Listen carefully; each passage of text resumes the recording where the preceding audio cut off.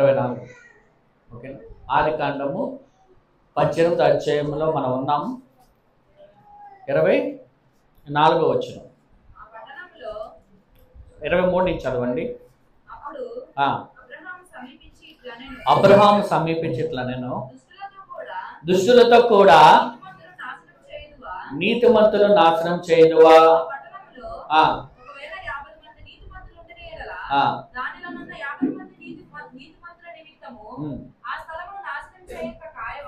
చాలండి.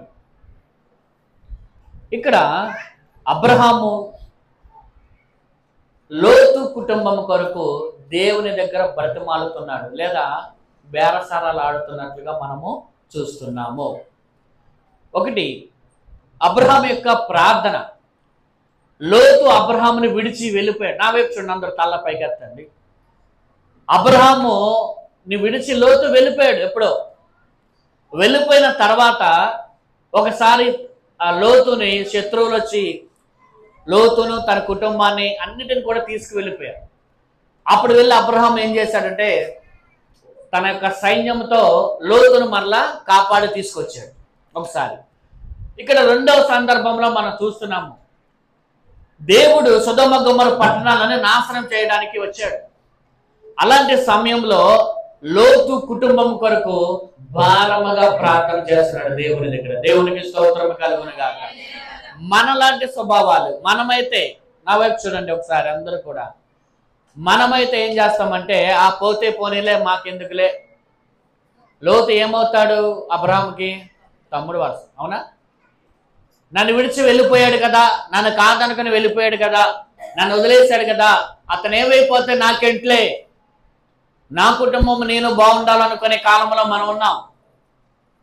నాది నా కుటుంబం అనే ఆలోచనలే మనం బ్రతుకుతున్నాం. ఆడెట్టు వెళ్ళిపోతే నాకెందుకు, నా నుంచి వెళ్ళిపోయాడుగా అనే ఆలోచనలో మనం ఉంటాం ఎక్కువగా ఈ కాలంలో. కానీ అబ్రహాం యొక్క ఆలోచన చూస్తే ఏమండి, దూరముగా వెళ్ళిపోయినా సరే లోతు గురించి ఒక భారము కలిగిన అబ్రహాం మనకి ఇక్కడ కనబడుతున్నాడు. హల్లెలూయా. సహోదరుల పట్ల భారం అనేది ఖచ్చితంగా మనకు ఉండాలి. వాళ్ళు ఎట్టు వెళ్ళిపోతే నాకెందుకు అని ఆలోచన ఉండకూడదు. నువ్వు రక్షింపబడ్డావు, అలాగే నీ సహోదరులు నీ సహోదరులు కూడా రక్షింపబడాలని ఒక భారం ఉండును గాక. హల్లెలూయా. అబ్రహాం అదే నేర్పిస్తున్నాడు ఇక్కడ మనకి. తన తమ్ముడు తనని విడిచి వెళ్ళిపోయినా కూడా అబ్రహాం మాత్రము తన తమ్ముడు వెళ్ళిన భారము తగ్గలేదు. ఒకసారేమో శత్రువుల నుంచి రక్షించాడు, ఇప్పుడేమో దేవుని యొక్క ఉగ్రత నుంచి కాపాడడానికి దేవుని సన్నిధిలో వచ్చి ప్రార్థన చేస్తూ ఉన్న అబ్రహాం మనకి కనబడుతూ ఉన్నాడు. హల్లెలూయా. మన కుటుంబస్తుల కొరకు, మన సహోదరుల కొరకు మనము వాళ్ళ దేవుని ఉగ్రత వాళ్ళ మీదకి రాకుండా ఉండేలాగిన మనం ఏం చేయాలంటే భారముగా ప్రార్థన చేసేవారుగా మనం ఉందుము గాక. ఈరోజు ప్రభు మనకు నేర్పించిన సత్యం ఏంటంటే మీ సహోదరుల కొరకు చూడాలి. మీ సహోదరుల కొరకు, మీ సహోదరుల కొరకు మీరు ఏం చేయాలంటే భారము కలిగి ప్రార్థన చేయాలి. అలా చేస్తే దేవుడు మిమ్మల్ని ఖచ్చితంగా దీవిస్తాడు. చూడండి, యోబు గ్రంథం 42:10. యోబు గ్రంథము 42:10 చదవండి.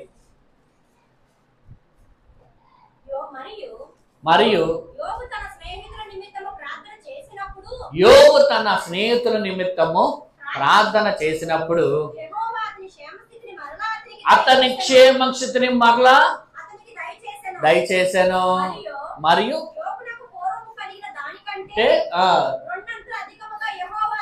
రెండింతలు అధికంగా యెహోవా దయచేసాను. గట్టిగా ఒకసారి దేవుని స్తోత్రం చెప్పండి. నా వైపు చూడండి. ఈ స్నేహితులు యోబును దూషించారు. ఈ ముగ్గురు స్నేహితులు ఉన్నారు యోబుకి. ఈ ముగ్గురు స్నేహితులు కూడా యోబుని దూషించారు, అవమానించారు, ఎగతాళి కూడా చేశారు. కానీ యోబు మాత్రము వాళ్ళ పక్షంగా ఏం చేస్తున్నాడంట చెప్పండి? అలా ప్రార్థన చేశాడు. అలా ప్రార్థన చేసిన దాన్ని బట్టి దేవుడంట పూర్వపు యొక్క స్థితిని మరలా ఇవ్వడమే కాకుండా యోబుకి రెండింతల ఆశీర్వాదములు దేవుడు ఇస్తున్నాడు. గట్టిగా దేవుని స్తోత్రం చెప్పండి. ఆశీర్వదించబడే ఒక పద్ధతి ఇది కూడా. దేవుని బిడ్డలను దేవుడు ఆశీర్వదించే చాలా రకాలైన పద్ధతులు ఉన్నాయి. అందులో ఒక పద్ధతి ఏంటో తెలుసా? నీ స్నేహితుల కొరకు నువ్వు ప్రార్థన చేయాలి. చెప్పండి, ఎవరి స్నేహితుల కొరకు? ఏంటి అంత నిదానంగా చెప్తున్నారు? తినలేదా? తిని రాలేదా అమ్మా? ఎందుకని చెప్పండి? దేవునికి స్తోత్రము కలుగును గాక. అంతేగాని స్నేహితుల మధ్య ఏదన్నా వచ్చిన ఏమండి ఎలా ఉండకూడదు? చెప్పాలి, ఎడమొహం పెడమొహంగా ఉండకూడదు. ప్రభు నీకు ఇచ్చిన భారం ఏంటో తెలుసా? వాళ్ళ కొరకు నువ్వు ప్రార్థన చేయాలి.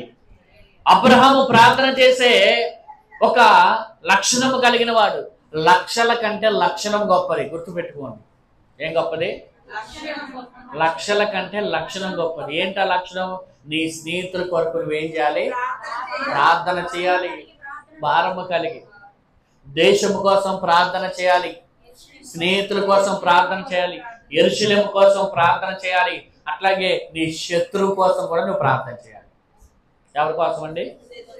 రోమాపత్రిక 12వ అధ్యాయం.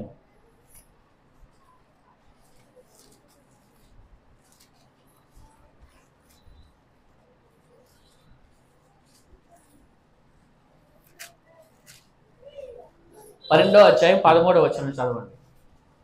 పరిశుద్ధుల అవసరములలో పాలు పొందుచు శ్రద్ధగా ఆతిథ్యం ఇచ్చుచుండుడి. మిమ్మును హింసించు వారిని దీవించుడి. మిమ్మలను హింసించు వారిని దీవించుడి. దీవించుడు గాని శపించవద్దు.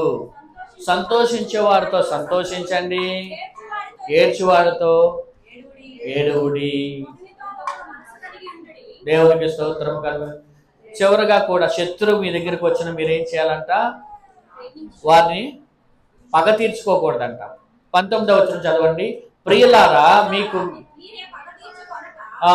దేవుని ఉగ్రతకి చోటియుడి.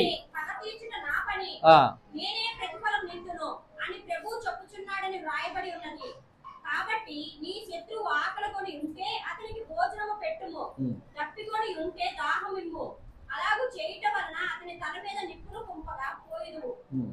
కీడు వలన జయింపబడక మేలు చేత కీడును జయించుము. దేవునికి స్తోత్రం కలుగును. కీడు చేత మేలును జయించాలి. అది దేవుని బిడ్డల యొక్క లక్షణం. నా వైపు చూడండి అందరూ కూడా.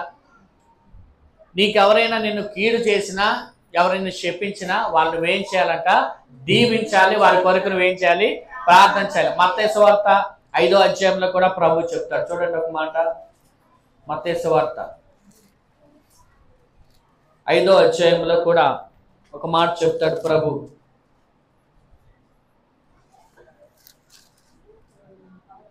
43. నీ పొరుగువారిని ప్రేమించి నీ శత్రువును ద్వేషించుమని చెప్పబడిన మాట మీరు విన్నారు కదా. నేను మీతో చెప్పునది ఏమనగా, మీరు పరలోకమందున్న మీ తండ్రికి కుమారులై ఉండినట్లు మీ శత్రువులను ప్రేమించుడి. మిమ్మల్ని హింసించిన వారి కొరకు ప్రార్థన చేయుడి. చూడండి, మిమ్మల్ని హింసించిన వారి కొరకు ఏం చేయాలంట? మనం చేస్తామా ప్రార్థన? చేస్తున్నారా ప్రార్థన? మీకోసం కాదండి, మిమ్మల్ని బాధ పెట్టేవారి కోసం, మిమ్మల్ని హింసించేవారి కోసం, మీ యొక్క పతనము చూడాలని ఆలోచించే వారి కొరకు, మిమ్మల్ని ద్వేషించే వారి కొరకు, మిమ్మల్ని హింసించే వారి కొరకు మీరేం చేయాలి? ప్రార్థన చేయాలి. అక్కడేమో స్నేహితుల కొరకు ప్రార్థన చేయమన్నాడు, ఇక్కడేమో శత్రువుల కొరకు కూడా నువ్వు ప్రార్థన చేయాలి. దేవునికి స్తోత్రం కలుగును గాక. అలా చేస్తేనే నువ్వు దేవుని బిడ్డవి. అక్కడేమన్నాడు ప్రభు, ఒకవేళ మంచివారిని నువ్వు ప్రేమించి చెడ్డవారిని ద్వేషిస్తే, ఏమండి, నిన్ను ప్రేమించే వాళ్ళని నువ్వు ప్రేమిస్తే నీకును లోకస్తుడికి తేడా ఏంటి? అర్థమైందా? ఇప్పుడు లోకంలో ఉన్న వారికి నీకు తేడా అనేది కనపడాలి కదా.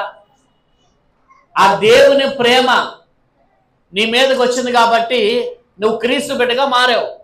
మరి నీ తండ్రి ప్రేమ నీలో ఉంటే నీవు కూడా ఎదుటి వారిని ప్రేమిస్తావు. మైక్ మార్చండి, మైక్. ఏం చేస్తావండి? చెప్పాలి. మాట్లాడట్లేదేంటి అందరూ?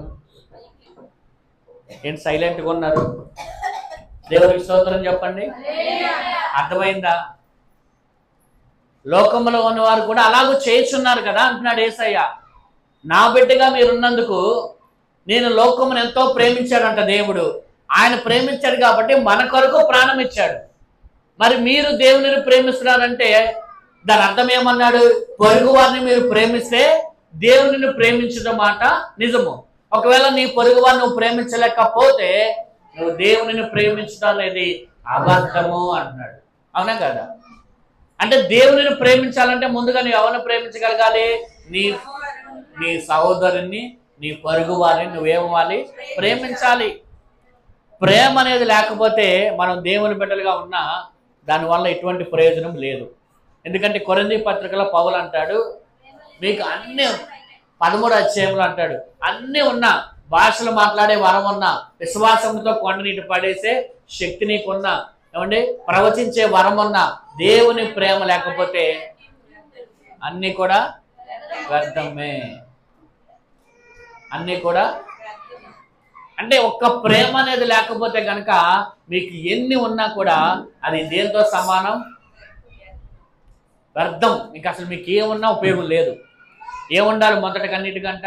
అందుకే మీరు ఏది చేసినా చెప్పండి, ఏది చేసినా ప్రేమతో మనం చేయదుముగాక. ఇప్పుడు చూడండి, అబ్రహాము యొక్క ప్రార్థన వలన లోతు కుటుంబాన్ని దేవుడు కాపాడాలనుకున్నాడు. 19వ అధ్యాయంలోకి రండి అందరూ కూడా. మొదటి వచనం చదవండి. 19వ అధ్యాయం. దేవదూతలు సొదొమ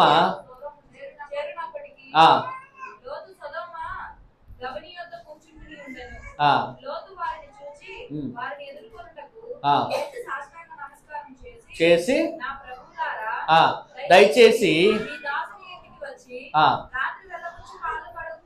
చాలండి. ఇక్కడ మనం చూస్తున్నాం అబ్రహాం యొక్క ప్రార్థన బట్టి లోతుని కుటుంబాన్ని దేవుడు కాపాడాడు. మనందరికీ తెలిసింది. అయితే లోతు మనకి కనబడుతున్నాడు కాబట్టి లోతు గురించి మనం నేర్చుకుందాం కొన్ని మంచి మాటలు. లోతు చివరిగా తన కుటుంబం ఎలా మారిపోయిందంటే శపితమైన కుటుంబంగా మారిపోయింది.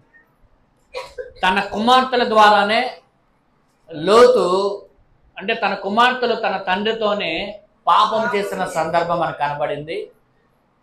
భయంకరమైన శపితమైన సంతానం అమ్మోనీయులు, మోయాబీలు సంతానమునకు కారణమయ్యారు వాళ్ళు.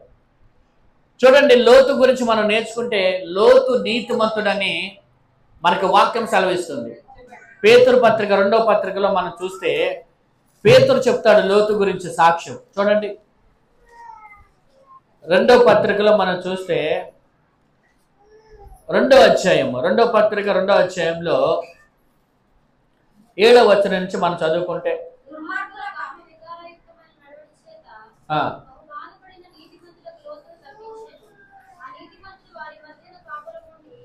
దుర్మార్గుల కామ వికారయుక్తమైన నడవడి చేత బహు బాధపడిన లోతుమంతులకు లోతును తప్పించాను. ఆ నీతిమంతుడు వారి మధ్యలో కాపురముండి తాను చూచిన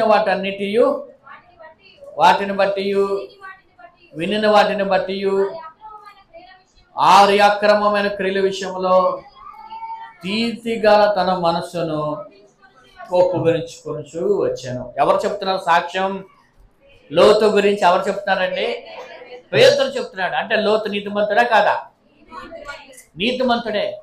పాపపు యొక్క భయంకరమైన లోకములో లోతు నివసిస్తున్నప్పటికీ కూడా తన మనస్సును ఎక్కడా కూడా ఏమండి అటువైపు మరలకుండా కాపాడుకుంటూ వచ్చాడని రాయబడింది అక్కడ. అవునా? అంటే లోతు ఎంత నీతిమంతుడు అంటే చుట్టూ భయంకరమైన పాపాత్మల యొక్క మధ్యలో నివసిస్తున్నాడు. అయినప్పటికీ కూడా ఎక్కడ కూడా తనకు పాపం అంటకుండా నీతిగా బ్రతికిన లోతు. హల్లెలూయా! నీతిగా బ్రతికిన లోతు. చూడండి, చాలా మంది ఆ చుట్టుపక్కల వాళ్ళ యొక్క విధానాలను బట్టి, చుట్టుపక్కల పరిస్థితులను బట్టి మారిపోతూ ఉంటారు. అంటారు కదా, చూడండి పరిస్థితులు బాగాలేదండి, ఇక్కడ ఉన్న సహవాసాలు మంచివి కాదండి, అందుకే మారిపోతున్నారు మన బిడ్డలు అంటూ ఉంటారు కొంతమంది. వాస్తవమే, కొంతమంది సహవాసాలను బట్టి పిల్లలు కూడా ఏమవుతారు? మారిపోతున్నారు. కానీ లోతు ఆ చుట్టుపక్కల పరిస్థితి ఎక్కడ కూడా మంచిగా ఎక్కడ కనపడలా. కారణం ఏంటి? అబ్రహాము ఎలా తెలిసిద్దంటే మనకి, అబ్రహాం ప్రార్థన చేస్తే బేరవాడినప్పుడు ఏమండి అడుగుతాడుగా, అయ్యా 50 మంది ఉన్నా వదిలేస్తావా? లోతు కుటుంబము తప్ప ఆ సొదొమ గొమొర్రా పట్టణాల్లో ఒక్కడు కూడా నీతిమంతుడు లేడు. అంటే దాన్ని బట్టి మనకు అర్థమవుతుంది ఆ పట్టణాల్లో ఎక్కడ కూడా మంచి లేదు. ఎటు చూసినా పాపమే ఏలుబడి చేస్తా ఉంది, ఎటు చూసినా దుర్మార్గులు ఉన్న ఏరియా. కానీ అలాంటి యొక్క స్థలములో నివసిస్తూ కూడా లోతు తన భక్తిని కాపాడుకుంటూ వచ్చాడు. దేవునికి స్తోత్రం కలుగును గాక. లోతులో ఇది మంచి లక్షణమా కాదా? అవునా? శ్రేష్టమైన వాడుగా ఉన్నాడు లోతు. ఎంతమంది చుట్టుపక్కల భయంకరమైన మనుషులు నివసిస్తున్నప్పటికీ కూడా తన యొక్క భక్తిని కాపాడుకుంటూ, తన మనస్సును కాపాడుకుంటూ దేవుని ఎదుట భయభక్తులు కలిగి ఉన్న లోతు మనకి ఇక్కడ కనబడుతూ ఉన్నాడు. గుర్తుపెట్టుకోండి, లోతు లాగా మనము కూడా ఎటువంటి పరిస్థితిలో ఉన్నా మన మనస్సును మనం కాపాడుకోవాలి. దేవుని స్తోత్రం చెప్పండి. మనస్సును మనం ఏం చేసుకోవాలి? కాపాడుకోవాలి. ఎందుకంటే మనం ఉండేది కూడా సొదొమ గొమొర్రా పట్టణం ఇది కదా. ఇంకోటి ఉంది పక్కనట్టు, వైఎస్ఆర్ కాదు.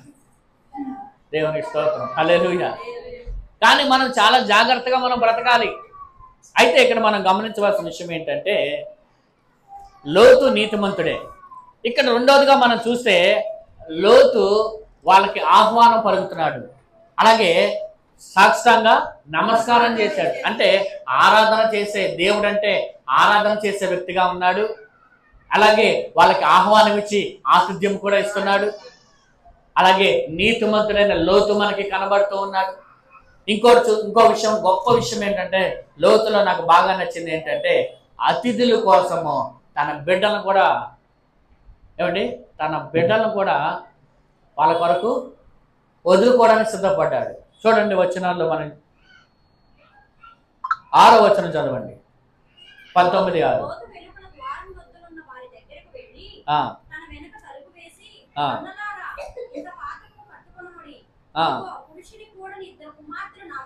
చూడండి, పురుషుడిని కూడని 2 కుమార్తెలు నాకున్నారు. సెలవైతే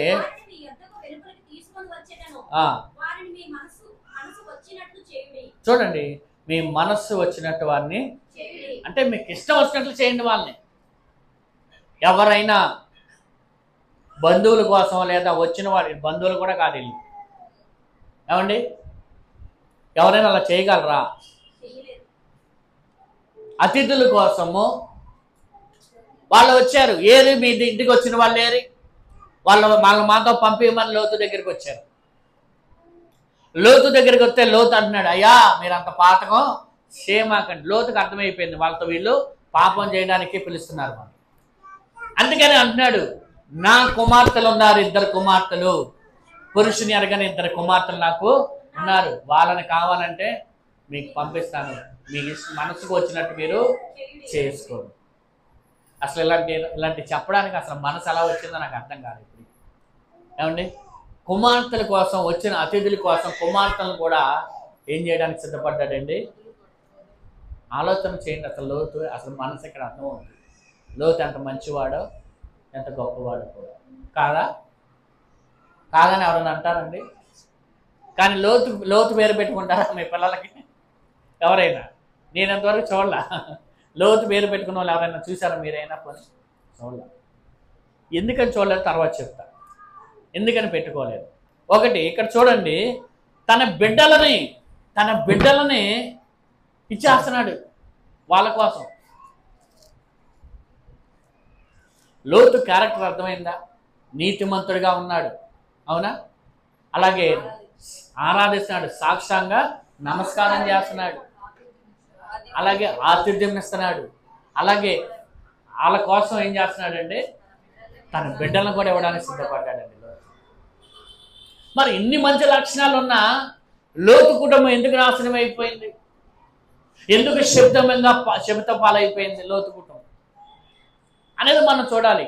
లోతులో చాలా మంచి లక్షణాలు ఉన్నాయి. లోతు కూడా చక్కగా నీతిమంతుడే. లోతు కుటుంబం చూడండి, లోతు బిడ్డల గురించి లోతు ఏం సాక్ష్యం ఇస్తున్నాడు? పురుషుని ఎరగని కుమార్తెలు. అంటే ఆ బిడ్డలు కూడా పరిశుద్ధంగానే బ్రతికారు అక్కడ. దేవునికి స్తోత్రం చెప్పండి. లోతు కుమార్తెలు కూడా పరిశుద్ధంగానే ఉన్నారు. లోతు కూడా నీతిమంతులుగా పరిశుద్ధంగానే బ్రతికాడు. తన భార్య కూడా యోగ్యురాలుగానే బ్రతికింది. అయినా కూడా మరి ఎందుకు లోతు కుటుంబం శిప్తమైపోయింది అనేది మనం నేర్చుకుంటున్నాం. దేవుడు కొన్ని సత్యాలు మనకి నేర్పించబోతున్నాడు. ఇంత మంచిగా ఉన్న కుటుంబం, ఇంత దీవెనకరంగా ఉన్న కుటుంబం, అబ్రాహాముతో ఉన్నంతసేపు లోతు కూడా దీవించబడ్డాడు. అయితే లోతు తీసుకున్న నిర్ణయం ఒక కారణం అని మనం చాలాసార్లు నేర్చుకున్నాం. ఏమండి, విభేదాలు వచ్చినప్పుడు తన అబ్రాహాము చెప్పిన మాటను బట్టి ముందుగానే లోతు అన్నాడు వేరొక దేశానికి వెళ్ళిపోవడానికి, వేరొక ప్రాంతానికి వెళ్ళిపోవడానికి ఇష్టపడి ఒక ప్రాంతాన్ని నిర్ణయం చేసుకొని అక్కడ ఉండడానికి ఇష్టపడ్డాడు. ఇక్కడ మనం చూసినట్లయితే ఆ ప్రాంతము ఎందుకు వెళ్ళాడు అంటే, ఇక్కడ మనం చూస్తే ఆ ప్రాంతంలో ఎందుకున్నాడు, ఆ ప్రాంతము మంచిగా లేకపోయినా అంటే, ఇక్కడ చూడండి ఒక మాట మనం నేర్చుకుందాం.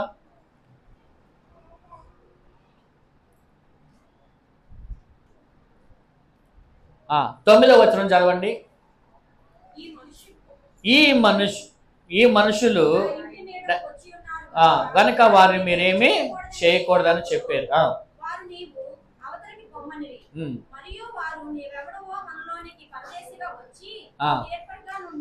చూడండి వాళ్ళు ఏమంటున్నారంటే, ఏమన్నారు, నువ్వెవడవో మనలోనికి వచ్చి పరదేశిగా వచ్చి తీర్పరిగా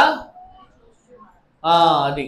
ఇప్పుడు ఎందుకు లోతు అది ఆ ప్రదేశంలోనే ఉన్నాడు అంటే, లోతు అక్కడ ఎలా ఉన్నాడంట, ఒక తీర్పరిగా, ఒక పెద్దగా, ఒక ఆ ఊరికి ఒక పెద్దగా కొంతమంది ద్వారాగా నియమించబడినట్టుగా ఉన్నాడు. అర్థమైందా? అది ఒక కారణం. లోతు అక్కడ ఉండడానికి కారణం అదే. ఒకసారి శత్రువులు వచ్చి లోతును తీసుకెళ్ళిపోయినా లోతు మాత్రం అక్కడే ఉండడానికి కారణం ఏంటో తెలుసా? తనకు వచ్చిన ఒక పదవి అనుకోవాలి. ఏమనుకోవాలి?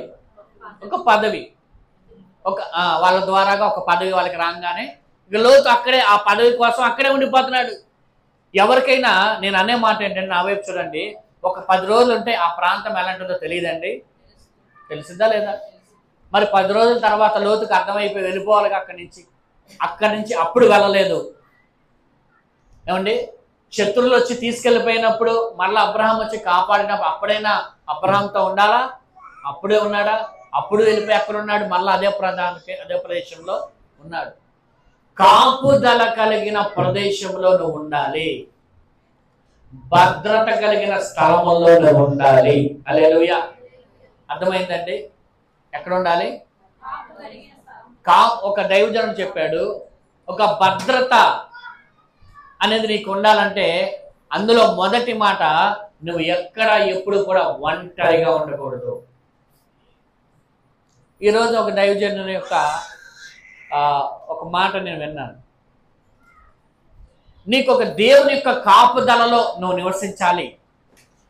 ఇప్పుడు ఒక కాపుదలలో నువ్వు ఉండాలి అంటే నువ్వు ఎప్పుడు కూడా ఒంటరిగా ఉండకూడదు. ప్రభు ఏం చెప్పాడు? నరుడు ఒంటరిగా ఉండటం మంచిది కాదు అని అవ్వని ఆదాముకి దేవుడు జతపరిచాడు. అది ఒక కుటుంబ విషయం గురించే కాదు, ఎప్పుడు కూడా ఒంటరిగా ఉండడం అనేది ఎవరికీ మంచిది కాదు. అది నరుడికనే, ఆ నరుడు ఒక్కడే అనుకోమాకండి, స్త్రీలకు కూడా. ఇప్పుడు ఒంటరిగా ఉన్న స్త్రీ మీద సాతాను ఏం చేశాడు? మోసపూరితమైన ఆలోచనతో వెళ్ళి మోసగించాడు కదా, అవునా? అక్కడ ఆదాం ఉన్నాడా? లేడు. మరి ఆదాం లేకుండా ఎవ్వ ఎందుకు బయలుదేరింది షికారులకి? అవునా కాదు? ఒంటరిగా వెళ్ళిందా లేదా చెప్పండి? ఇద్దరు ఉంటే మోసపోయేది కాదు. ఆదాం అనేవాడు, ఆదాం ఒకటే అనేవాడు, మేము తినం, మా దేవుడు తింటే చచ్చిపోతామని చెప్పాడు, మేము తినం అని అనేవాడు. అవ్వ మాత్రం ఏం చేయబడింది? మోసగించబడింది. అవునా? నిజమా? పర్వాలేదులే, ఇవన్నీ చెప్పింది అక్కడే కదా. అసలు మోసం మొదలైంది అక్కడ. దేవునికి స్తోత్రం కలుగును గాక. ఒంటరిగా ఉండకూడదు, ఎప్పుడు కూడా గుర్తుపెట్టుకోండి. అలాగే ఒంటరిగా అంటే సహవాసంలో ఉండాలి. ఎక్కడ ఉండాలి? అందుకే దేవుడు ఇద్దరు కూడి ఇద్దరు కూడి సమ్మతించకుండా కలిసి నడుతున్నారు. ఇద్దరు కలిసి ఎక్కడైతే ప్రార్థన చేస్తారో, అంటే ఒకరి జాగ్రత్త చేయడం కాదు, ఇద్దరు. సాతాను వచ్చి దాడి చేసినప్పుడు ఇద్దరు కూడా ఏం చేయాలంట? సాతానుని ఎదుర్కోవాలి. అందుకే సహవాసం ఉండాలి. యాకోబు కుమారులు ఎంతమంది, కుమార్తెలు ఎంతమంది చెప్పండి? ఒక కుమార్తె. కుమారులు ఎంతమంది? అవునా? ఇప్పుడు దీనా గురించి మీ అందరికి తెలుసు. ఒక్కటే ఏం చేసింది? తండ్రి అన్నాడు, ఇంతమంది ఉన్నారు కదా, ఒక అన్నం తోడు తీసుకెళ్ళు. చూసారంటే, ఏం డాడీ నేనంటే ఏంటి, అసలు ఏమంటే నాకు నమ్మకం లేదా నీకు? అసలు నేనేంటో తెలుసా, నేను ఎలా ఉంటానో తెలుసా? అసలు నమ్మకం లేకుండా నువ్వు సెక్యూరిటీని పంపిస్తున్నావా? నాకేం అవసరం అని చెప్పి ఒకటి తెలియదు. ఇప్పుడు అంతమంది అన్నలు ఉన్నారు. అంతమంది అన్నలు ఎందుకు? ఆ చెల్లిని కాపాడడానికే అంతమందిలో ఇచ్చాడు దేవుడు. మరి చక్కగా ఎవరో ఒకరు సపోర్ట్, ఎవరో ఒకరు తోడు తీసుకుని వెళ్తే దేనయ్యే పరిస్థితి అలా అయ్యేదా? చూశాడు రాజకుమారుడు, అబ్బా బాగుంది అనుకున్నాడు, తీసుకెళ్ళి ఏం చేశాడు? పాడు చేసి అవమానించాడు. ఆలోచన చేయండి. ఇదంతా ఎలా జరిగిందంటే ఒంటరిగా వెళ్ళడం వల్లే జరిగింది. చాలామంది అమ్మ ఒంటరిగా వెళ్ళొద్దమ్మా, ఎవరో ఒక తోడు తీసుకెళ్ళాలంటే ఏమంటారు మీరు? మా మీద నమ్మకం లేదా? మీ మీద నమ్మకం లేక కాదు, బయట ఉన్న ప్రపంచం బాగాలేదు కాబట్టి మనం ఎప్పుడు కూడా సెక్యూరిటీగా ఉండాలి. దేవుని స్తోత్రం చెప్పండి. ఒంటరిగా వెళ్ళవద్దు. పిల్లలు ఒంటరిగా ఎక్కడికి కూడా పంపించద్దండి. ఎందుకంటే బాగాలేదు, రోజులు బాగాలేదు, భయంకరమైన మనుషుల మధ్య మనం బ్రతుకుతున్నాం. ఒంటరిగా ఉండడం మంచిది కాదు. దేవునికి స్తోత్రం కలుగును గాక. హల్లెలూయా. అందుకే మనం ఎప్పుడు కూడా సహవాసంలో ఉండాలి. ఇప్పుడు అబ్రాహామును ఎందుకు లోతు తన కుటుంబం అలా నాశనం అయిపోయిందంటే, లోతు కుటుంబం అబ్రహాముతో కలిసి లేడు. ఇప్పుడు లోతు కుటుంబం ఉంది, లోతుకి పిల్లలు ఉన్నారు, కానీ లోతు మాత్రం ఒంటరిగానే ఉన్నాడు. భక్తులు కాదంటారా? అవునంటారా? అక్కడ అనుకో అబ్రహాం దగ్గర ఉంటే, అబ్రహాం దగ్గర బలిపీఠం ఉంది, అబ్రహాం దగ్గర సైన్యం ఉంది, దేవుని బిడ్డలు ఉన్నారు, అబ్రహాం దగ్గర దేవుడి స్వరం వినబడుతుంది, అబ్రహాం దగ్గరికి దేవుడు వచ్చి మాట్లాడుతూ ఉన్నాడు, దేవుని నిబంధనలు ఉన్నాయి, బలిపీఠం ఉంది, దేవుడితో సహవాసం ఉంది. ఇవన్నీ వదులుకొని ఒక్కడే వచ్చేసాడు. ఇప్పుడు లోతు నీతిమంతుడిగానే బ్రతుకుతున్నాడు, లోతు భార్య నీతిమంతుడిగానే ఉంది, పిల్లలు పరిశుద్ధులుగా ఉన్నారు. కానీ లోతుకు లేని ఏంటో తెలుసా? సహవాసం లేదు. ఏం లేదు? ఉందా సహవాసం? లేదు. ఆ సహవాసం లేకపోవడం వల్లనే ఆ కుటుంబం అలా అయిపోయిందంట. ఖచ్చితంగా సహవాసంలో ఉండాలి సంఘం. హల్లెలూయా. సంఘ బిడ్డలారా, ఒంటరిగా ఉండకూడదు. సహవాసంలోనే మనం ఉంటే సహవాసం యొక్క బలము, సహవాసం యొక్క ప్రార్థన నీ కుటుంబానికి కాపుదలగా ఉండదు గాక. హల్లెలూయా. ఇప్పుడు లోతులో మంచి లక్షణాలు ఉన్నాయి. లోతు నీతిమంతుడని మనం చదువుకుంటాం. లోతు చక్కగా వచ్చిన ఆ దేవదూతలకి ఆరాధన చేసినట్లు మనం చూసాం, ఆతిథ్యం ఇచ్చినట్టు మనం చూసాం. అవసరమైతే వాళ్ళ కొరకు తన బిడ్డలను కూడా ఇవ్వడానికి సిద్ధపడిన లోతుగాను మనం చూస్తున్నాం. కానీ లోతులో ఉన్న 3 మైనస్లు మీకు చూపిస్తాం, 3 లోపాలు మీకు చూపిస్తా. ఎందుకు ఆ కుటుంబాల నాశనం అయిపోవడానికి మొదటి రీజన్ ఏమిటంటే ఒంటరిగా ఉన్న కుటుంబం అక్కడ ఊర్లో కదా. అవునా? ఆ పట్టణాల్లో ఒంటరిగా లోతు కుటుంబం లేదా?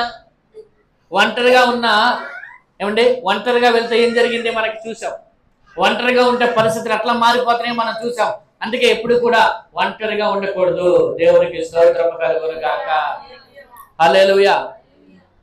రెండో మాట మనం చూద్దాం. చూడండి, 15వ వచనం చదవండి.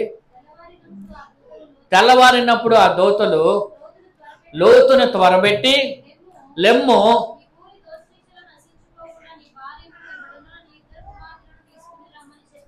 తీసుకొని రమ్మని చెప్పాను. అతడు తడవ చేశాడు. రెండో లోపం ఏంటంటే వాళ్ళు దేవదూతలు చెప్పిన మాట, లేదా దేవుడే అనుకోవాలి, దేవతలు కాదు, దేవుడు చెప్పిన మాటను చేయడానికి తడవ చేస్తున్నాడు, ఆలస్యం చేస్తున్నాడు. చేయలా. రెండవది దేవుని మాటకి విధేయత చూపని యొక్క లోతు. దేవుడు చెప్పాడు, ఏం చెప్తున్నాడు? మీరు వెళ్ళిపోండి, పట్టణాన్ని నాశనం చేస్తాను, మీరు నీ పిల్లలని తీసుకొని నీ భార్యను తీసుకొని వెళ్ళిపో నువ్వు ఆ కొండ మీద అని చెప్తే ఏం చేస్తున్నాడంట? తడవు చేస్తున్నాడు. తడవ అంటే ఏంటి చెప్పాగా? మోషే ఏమో దేవుని దగ్గర నుంచి రావడానికి తడవు చేస్తున్నాడు కిందకి, లోతు ఏమో దేవుడు చెప్పిన మాట వినడానికి తడవు చేస్తున్నాడు. గుర్తుపెట్టుకోండి, దేవుని సన్నిధికి రావడానికి తడవు చేయకూడదు, దేవుని సన్నిధి నుంచి వెళ్ళడానికి తడవు చేయాలి. అర్థమైందా? రావడానికి మన వారం వాక్యం పనిచేసింది. ఈ వారం సగం మంది వచ్చేసారు టయానికల్లా. ఇంకా సగం మంది కూడా వస్తే ఇంకా సంతోషం. సగం సంతోషంతో ఉన్నా, పూర్తి సంతోషం ఎప్పుడంటే సంఘం అంతా కూడా 11 గంటలకు వచ్చేస్తే దేవునికి స్తోత్రం. దేవుడు బహుగా మిమ్మల్ని దీవించును గాక. వాక్యము విననివారు వచ్చి పరజ్ఞానముల వాక్యం విననివారు కొంతమంది ఉంటారు, విని బాధపడి విడిచిపెట్టేవారు కొంతమంది ఉంటారు, విని వాక్య ప్రకారం నడిచేవారు కొంతమంది ఉంటారు. అర్థమైందా? వాక్యము వస్తారు కానీ కొంతమంది వినరు. ఏం చేస్తారు? పెన్నులతో గీసుకుంటారు, సెల్ ఫోన్ చూసుకుంటారు, మెసేజ్లు చూసుకుంటారు, ఎక్కడో ఆలోచన చేస్తూ ఉంటారు. ఇలాంటి వాళ్ళు కొంతమంది ఉంటారు. కొంతమంది విని అయ్యో ఇలా జరిగింది, అవును కదా, నేను ఎలా ఉన్నాను కదా అని బాధపడతారు ఇక్కడ. కానీ బయటికి వెళ్ళిన తర్వాత మళ్ళీ మామూలే. పచ్చిగా చెప్పనా? ఇలా తిరిగి పద్ధతి అలాగా కొంతమంది. మిమ్మల్ని కాదండి. కొంతమంది ఏమో వాక్యము వింటారు, ఆ వినిన దాని ప్రకారంగా నడుస్తారు. దేవునికి స్తోత్రము కలుగునుగా. ఎవరు దీవించబడతారు? అవునా? సమయాలు ఏమన్నాడు? నీ పొట్టేళ్ళు ఎవరిని నీ ఏవి కూడా దేవుడికి పొట్టేలు అర్పించడం కంటే దేవుని మాట వినుట శ్రేష్టం. విధేయతలో విజయం ఉన్నది. చెప్పండి. అబ్రాహాముకి దేవుడు చెప్పాడు, నువ్వు ఈ దేశం వదిలే, నీ ఇంటిని వదిలే, నీ బంధువులు వదిలే, నేను చూపించి దేశానికి వెళ్ళాడు. సరే ప్రభు అని గుడ్డిగా బయలుదేరి వెళ్ళాడు కాబట్టి అబ్రాహామును దేవుడు బహుగా దీవించాడు. తడవ చేస్తున్నాడంట ఈ లోతు. ఏం చేస్తున్నాడండి? ఆలస్యం చేస్తున్నాడు. తర్వాత చేద్దాంలే. ఆలోచన చేయండి. ఈ 2025లో ఇలా ఉండాలని ఒక ఆలోచన ఉందా లేదా? మీకు పెట్టుకున్నారా? అమ్మా పెట్టుకున్నారు ఒక నిర్ణయాన్ని. నేను చెప్పాను ఒక మాట, 2024లో ఈ 25లో మీరు చేసిన దానికి బుక్ మీద రాసుకోమన్నా. అవునా? ఏం చేయలేకపోయారు ఈ సంవత్సరం అది చేయాలి. పోయిన సంవత్సరం ఏమేమి చేయలేకపోయారో ఈ సంవత్సరం అవన్నీ కూడా చేయాలి. మరి పెట్టుకున్నారా? మరి అవి పాటిస్తున్నారా? వదిలేశారా? చెప్పండి. పాటిస్తున్నారా? వదిలేశారా? నేను అందుకే చెప్పా, ఆంధ్రులు ఆరంభ శులు మొదలు పెడతారు కానీ సంపూర్ణం చేయాలి. ఏదైనా ఏం చేయాలి? మనం మొదలు పెట్టిన దానిని దేవునికి స్తోత్రం కలుగునుగా. యేసయ్య చెప్పినట్లుగా ఆ పనివారు ఆ నీటిని దేంతో నింపారంట? రాతి బాణలతో నిండుగా నింపారంట. అంచుల మట్టుకు అంచుల మట్టుకు నింపారంట. ఎప్పుడైతే అంచుల వరకు వాళ్ళు నింపారో యేసయ్య మాట విని నీరును దేవుడు ద్రాక్షారసంగా మార్చేశాడు. దేవుడికి స్తోత్రం. అది మామూలు ద్రాక్షారసం కాదు, మధురమైన ద్రాక్షారసంగా మార్చాడు. యేసయ్య మాట వింటే ఇప్పుడున్న ఈ స్థితిని దేవుడు మధురముగా మార్చుగాక. నీ వ్యతిరేకమైన పరిస్థితులని యేసయ్య ఎలా మారుస్తాడండి? మధురముగా దేవుడు మార్చుగాక. హల్లెలూయా. నీ ప్రతికూలతలు దేవుడు అనుకూలతలుగా మార్చుగాక. మాట వినకపోతే ఉన్నయన్ని తీసేస్తాడు. సౌలు మాట లేదనే రాజు యొక్క హోదా నుంచి తీసేసి దావీదును దేవుడు ఎందుకు ఇచ్చాడు? తన మాట వినే వ్యక్తికి ఇచ్చాడు. సౌలేమో దేవుడి మాట వినట్లా. దేవుడు చెప్పాడు, ఏది చెప్తామని తీసుకురావద్దంటే అయ్యే కొన్నిటిని తెచ్చి అంటాడు. మళ్ళా ఇప్పుడు చెప్పినప్పుడు కొన్ని తప్పు చేశాడు. అయ్యా నువ్వు పలానా తప్పు చేసావంటే, ప్రభా నన్ను క్షమించయ్యా, సమూయేలు ప్రవక్త గారు నేను తప్పు చేశాను, దేవుడు క్షమాపణ కోరుకుంటున్నాను అన్నట్లా. ఇవన్నీ దేవుని కోసం తెచ్చానంటున్నాడు. అంటే తప్పు చేసినా కూడా తప్పు ఒప్పుకోకుండా కవర్ చేసుకునే రకం సౌలు. అర్థమైందా మీకు? ఒప్పుకోవడానికి ఎంత మాత్రం కూడా ఇష్టపడట్లా. కొంతమంది ఇష్టపడరు, మనం వాళ్ళ చేయకూడదు, వాళ్ళు తప్పు చేశారు కాదండి. అది ఎందుకు చేశానంటే ఆ పరిస్థితి అట్లా వచ్చింది, అలా జరిగి అని కవర్ చేసేస్తారు. కానీ ఆదాంలాగా ఆదాం దగ్గరికి వెళ్ళి ఎందుకయ్యా నువ్వు తిన్నావంటే, ఇదిగో నువ్వు ఇచ్చిన అవ్వ వల్ల నేను తిన్నాను అంటాడు. ఎవరు ఇచ్చినావా అంటే ఎవరి మీద మోపాడు నేరం? అంటే అవ్వ నా భార్య ఇచ్చింది తిన్నాను అన్నట్లా. వాస్తవంగా భార్యే కదా, భార్య నువ్వు ఇచ్చిన అవ్వే దీనికి కారణం. ఆలోచన చేయండి, ఎవరి మీద మోపుతున్నారు? వాళ్ళైనా క్షమాపణ అడిగారా? లేదు. అవ్వ దగ్గరికి వెళ్తే అవ్వ అంటుంది అదిగో సర్పం చేసింది అంటారు. అంటే ఏదైనా సరే మేము తప్పు చేసాం క్షమించండి పశ్చాత్తాపడట్లేదు చాలామంది. వాళ్ళు కవర్ చేసుకునే విధానంలో ఉన్నారు. కానీ మాట వినుటయే శ్రేష్టము. దేవుడికి స్తోత్రము కలుగునుగా. కానీ తడవ చేస్తా ఉన్నాడు. ఏ విషయాల్లో తడవ చేయాలి, ఏ విషయాలు మనం చేయకూడదు? ఏమండి, లోక సంబంధమైన విషయాలు చేయకూడదు. మనం దేవుని సంబంధ విషయంలో తడవు చేయకూడదు, ఆలస్యం చేయకూడదు. దేవుడికి స్తోత్రం చెప్పండి.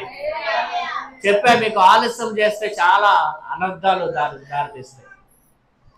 మీకు ఒకసారి చెప్పా, ఒక మిషనరీ ఆయన ఇండియాకి వచ్చాడు. చెప్పా కదా, సువార్త ప్రకటిస్తూ ఆ రోజంతా దేవుడు చెప్పినట్లు సువార్త ప్రకటించి అలిసిపోయి రాత్రి వచ్చి మంచం మీద పడుకున్నాడంట. ఆ రాత్రి దేవుడు లేపి మరలా మాట్లాడుతున్నాడంట, నీ పక్కనింటికి వెళ్ళి సువార్త నువ్వు ప్రకటించాడు. అప్పుడు అన్నాడంట, ప్రభా ఈ రోజంతా అలసిపోయి తిరిగి సువార్త ప్రకటించాను, ఇప్పటి వరకు నీ పనే చేశాను కదా బాబా, కొంచెం రెస్ట్ తీసుకుంటాను, పొద్దున్నే మొదటిగా లేచి నేను వెళ్ళి సువార్త చెప్తాను. 3 సార్లు దేవుడు చెప్పినా సరే, ప్రభా నాకు నిద్ర వచ్చేస్తుంది అలసిపోయినని ముసుకేసి పడుకున్నాను. ఉదయం లేచి 5 గంటలకు వెళ్ళి సువార్త చెప్పడానికి వెళ్ళాడంట. అంతలో ఆ వ్యక్తి ఊరేసుకొని చనిపోయాడు. మీకు చెప్పాను ఇది, అవునా? ఆలస్యము, దేవుడు చెప్పినట్లుగా దేవుని మాటనికి ఆలస్యం చేయడం వల్ల ఒక మనిషి చనిపోయాడు. అర్థం చేసుకోండి. ఒకసారి దీని గురించి ఆలోచన చేయండి. అంటే దేవుడు నీకు ఏది చెప్పినా దాన్ని నువ్వు తడవ చేయకూడదు. తడవ చేస్తే దాని వెనక భారీ మూల్యాన్ని చెల్లించుకోవాల్సి వస్తుంది. గుర్తుపెట్టుకోండి. ఈ రోజు నుంచే అన్నప్పుడు ఈ రోజు నుంచే మీరు చేయడానికి మొదలు పెట్టారు కాక. ఆలస్యం చేస్తూ ఉన్నాడు, తడవ చేస్తూ ఉన్నాడు. రెండో మాట మనం చూద్దాం. మూడవదిగా అప్పుడు ఎవరు తీసుకొచ్చారంటే బయటికి, దేవదూతలు వచ్చి బలవంతంగా తీసుకొచ్చి బయట కూర్చోబెట్టారు. చూడండి తర్వాత వచ్చిన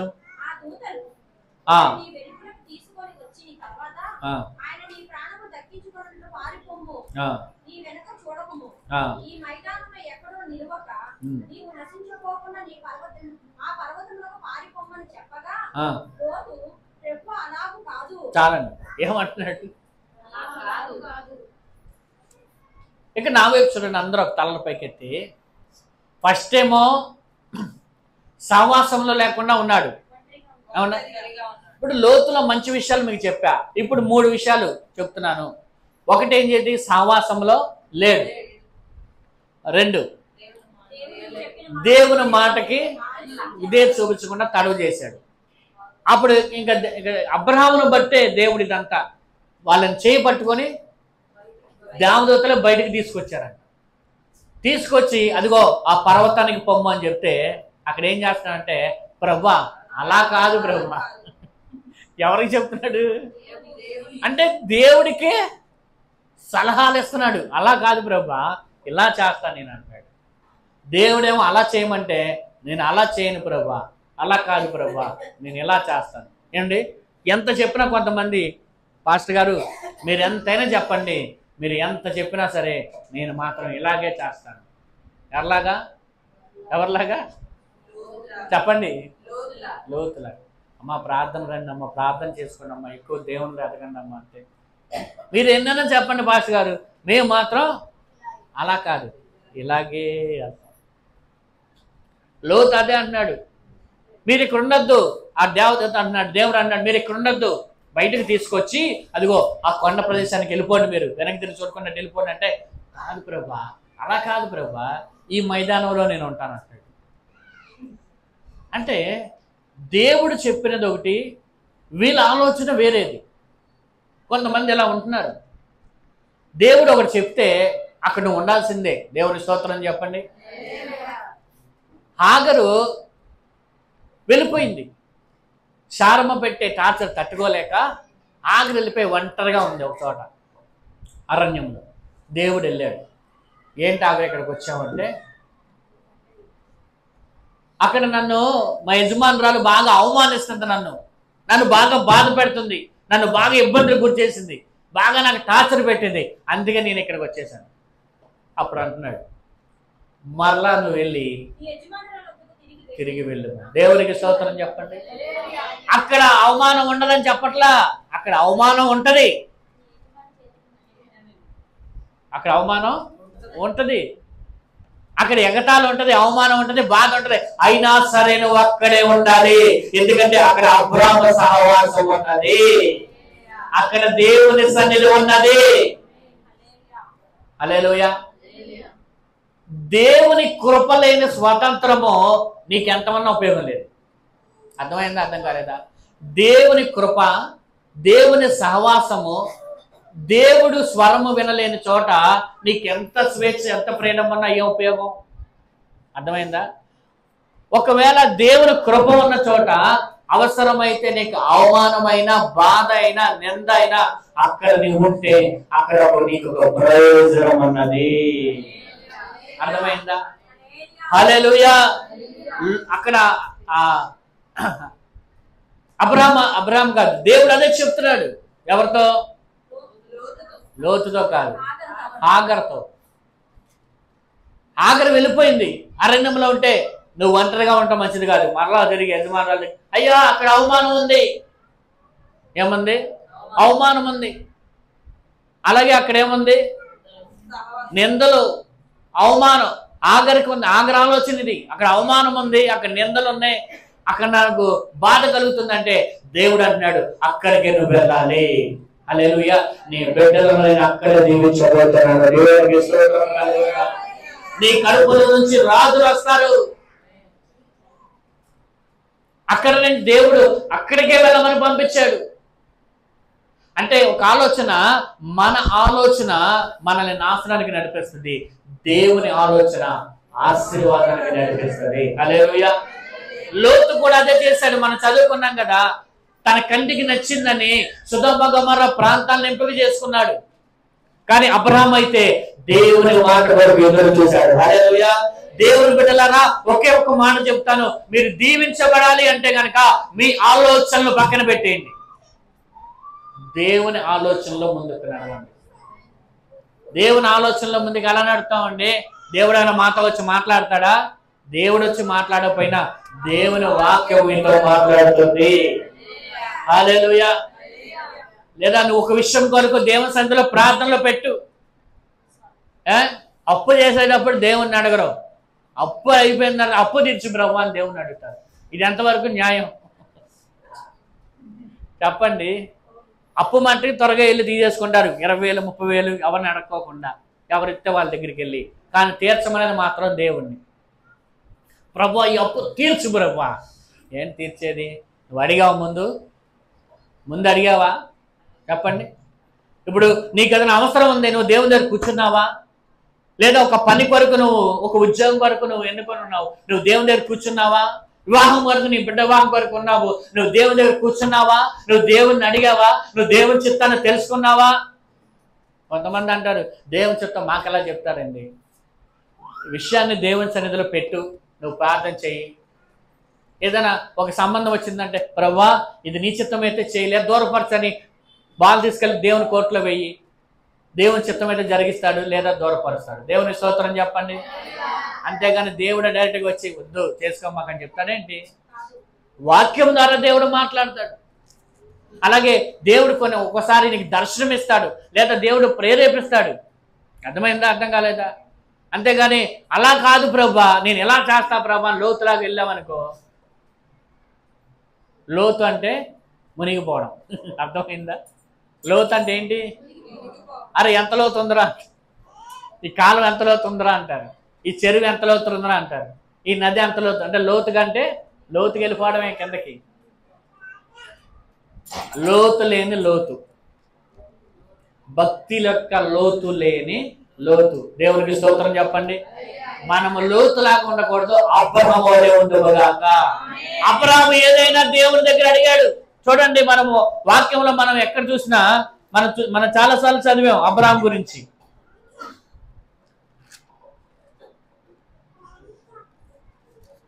ఎవరిని అడిగాడు అబ్రహాము? చూడండి 12వ అధ్యాయంలో కూడా మనకి ఆ లోతు వెళ్ళిపోయిన తర్వాత 13వ వచనంలో 12-13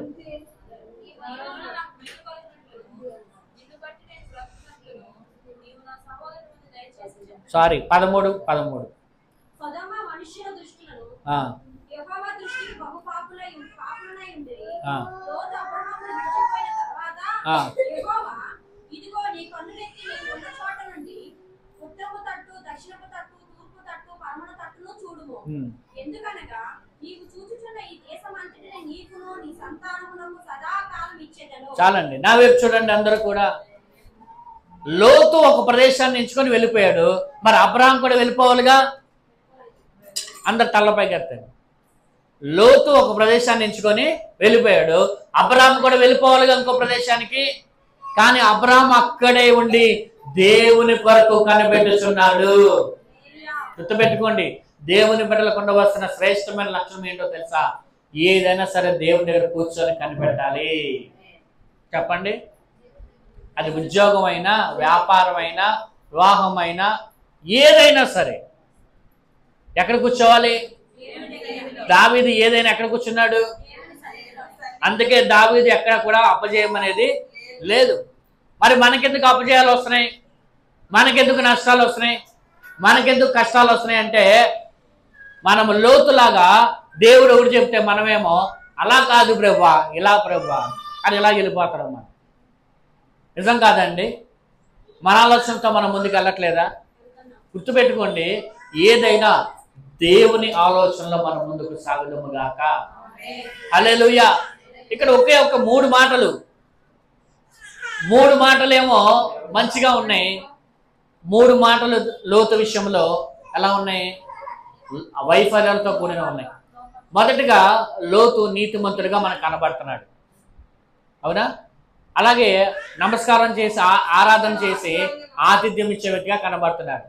అతిథుల కోసం అవసరమైతే తన బిడ్డలను కూడా త్యాగం చేసే స్థితిలో లోతు కనబడుతున్నాడు. ఇక్కడ 3 లక్షణాలు కూడా శ్రేష్టమైనవి కనబడినాయి. కానీ తర్వాత మనం చూస్తే లోతుకి సహవాసం లేదు. చెప్పండి, ఏం లేదు? అబ్రహాం యొక్క సహవాసము లేదు, ఒంటరిగా ఉన్నాడు. చూపెట్టుకోండి, ఒంటరిగా ఉండటం మంచిది కాదు. రెండవది, తడువు చేశాడు, దేవుని మాటకి విధేయత చూపల.